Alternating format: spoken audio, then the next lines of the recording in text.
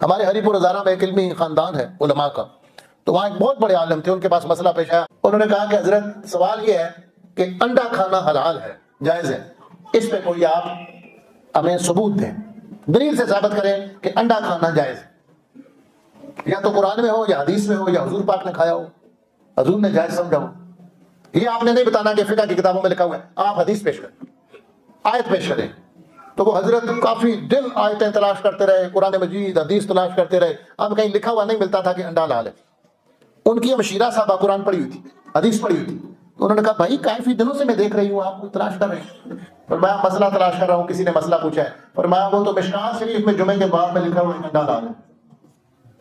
کہنے لگے میں تو مشکوٰۃ شریف ساری پڑھ لی ہے، اس میں تو نہیں ملا۔ فرمایا مشکوٰۃ شریف میں حدیث نہیں ہے کہ جمعے کے دن جو بندہ سب سے پہلے مسجد میں آتا ہے اللہ اسے ایک اونٹ قربانی کرنے کا ثواب عطا فرماتا ہے، اور جو سب سے آخر میں آتا ہے اسے ایک انڈا صدقہ کرنے کا